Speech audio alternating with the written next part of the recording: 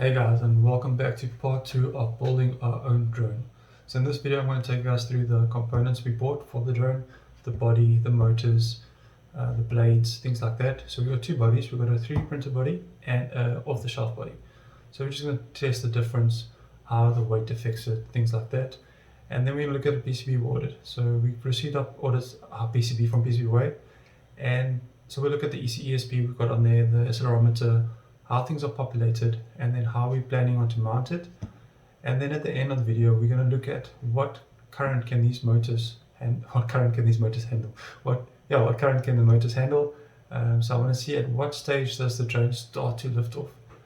So normally you can put a motor on a scale to measure the weight, and as it thrusts up, the weight will become less. I don't have a jig like that, so I just want to see at what current can I expect that will start going. And then I'll start looking at the PID in the next video, how to program it. So I really want to take these videos and break it down into small pieces, so just bear with me. I want to make sure that if you watch this whole series, you will be able to build a drone.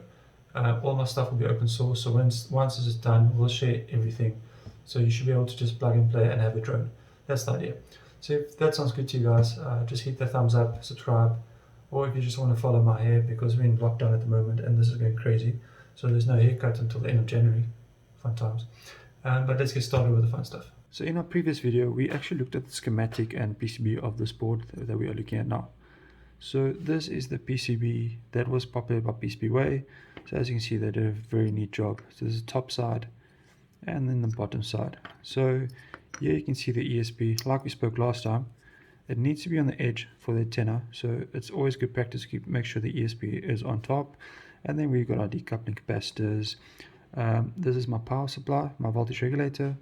So this will take my battery from here and create 3.3 volts for my ESP. So my battery is 3.7 to 4.2. That gets regulated to 3.3 and will power my ESP. But then the 3.7 also goes to all the battery terminals, as you can see there. So M4, M2, M3, those are my batteries. And then I've got my Scotchy diodes that we spoke about and my MOSFETs that will control the motors with PWM. If I look at the back, we've got this is our CP2104. It's our USB to serial converter. So USB D minus D plus goes to this IC and then converts it to RxTX so that I can program my ESP32. Here is those transistors we spoke about in the previous video to be able to auto upload your code to the ESP32. This is our MPU 650, our accelerometer. So this will sense if our drone is rotating in certain directions, be it around the Z-axis, X-axis, or Y-axis. It will know. I placed this perfectly in the center. I just felt like that's a good place to be for a thing that's going to measure all your rotations. So yes, that's why it's in the center, and that will also be powered by my 3.3 volts. And that is basically the PCB. So the next component we're going to look at is our motors. So we ordered these, it's called 820 cordless brush motors. So it's very simple motors. It's just got a plus minus, and if you're in a reverse direction, you just reverse polarity. And this will be, that is going to fly our drone for us, hopefully. So these are about 16,000 RPMs. It's a very common motor in the drone industry, that's the one. It runs off 3.7 volts, same as a LiPo battery, so that's perfect for us. And this will be controlled by PWM. So the faster the pulses, the faster it will go, the slower the pulses, the slower it will go. So I've got 4 of these because there's 4 motors. They're actually magnetic, as you can see. It's important to note there's 2 different ones. There's a counterclockwise one and a clockwise one. So they rotate in different directions. So I'll show a picture, bottom left maybe, of the directions your drone should fly. So these are from Beta FPV. As you can see, 16,000 kV, 8.5 times 20. I'll put all the links below of the components we are busy using for this drone.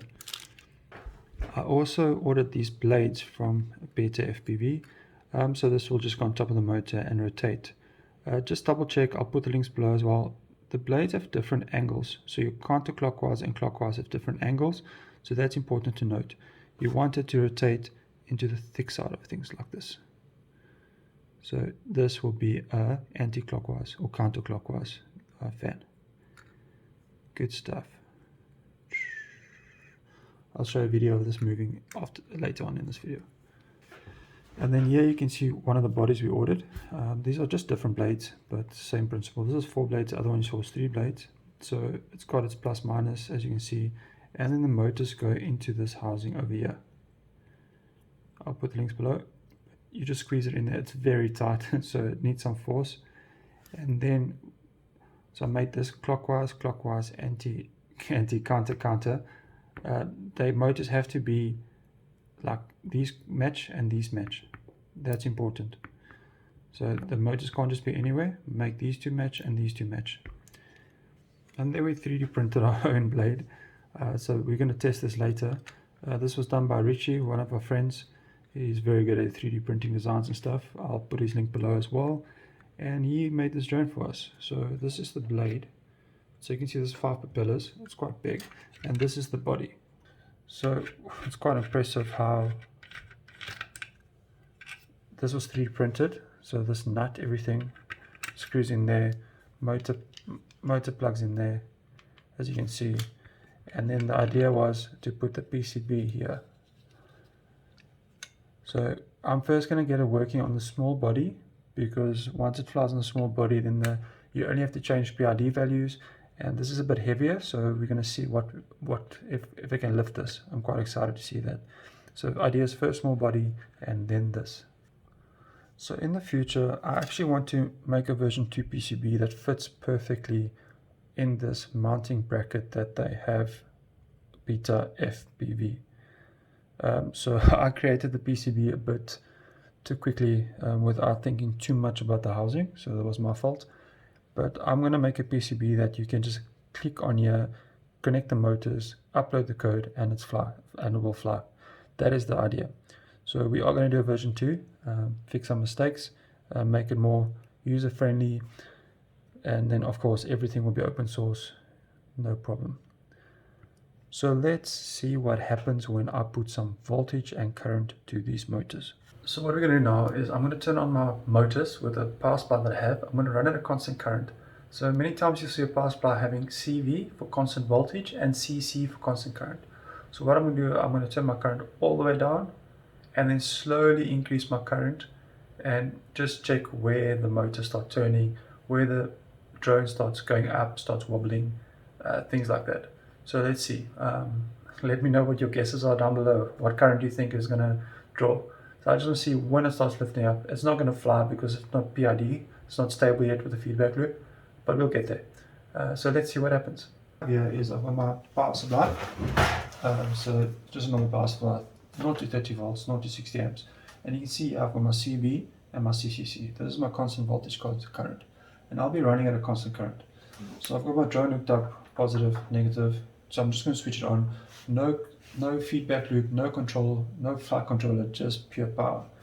So make sure that my current's all low, switch it on. And there we go. We start slowly pushing up the current. Make sure the wires are not in the way. And you can see there's about let's say 1.2 amps. But just remember there is 4 motors here. So at 1.2 amps, I divide by 4. So each motor is running about 300 milliamps. And then I go a bit higher.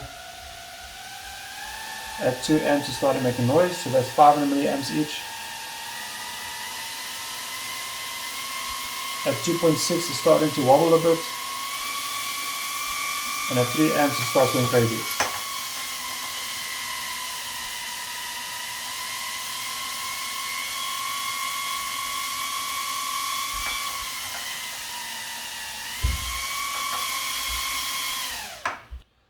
So it looks like the drone will start lifting up about 3 amps, but that's without a PCB or battery. So we have to take that weight into account. So the drone's weight is quite crucial for its liftoff.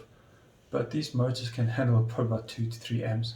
So I think it's going to start taking off about over 1 amp per motor, so 4 amps total. But that is the next step. So the next step is we're going to put our PCB on, our battery on, and start the PID programming. So the PID basically is going to keep it in the air for us. So what PID does is I give it a reference point. So my reference is 000, so it's perfectly stable. Then my motors will do whatever it can to keep that position. So if it drops one side, it will tell my motors, okay, please push up a bit higher and I'll stabilize for you. So we'll keep doing that and trying to stay in the same position. And then you can change the PID values to try to make it more stable, things like that. But I'll explain that more in detail in the next video.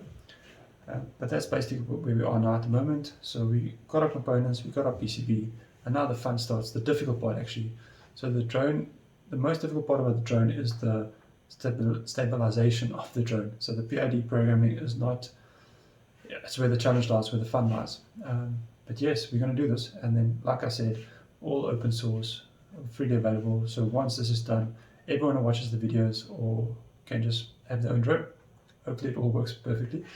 But I'm sure there'll be some problems. But I'll explain to you guys if I've encountered any problems and tell you how we're going to solve it. But this is my last video of 2020. It's been an exciting year, different year. But thanks so much for watching, everyone. Thanks for the support, especially guys on Discord and everyone.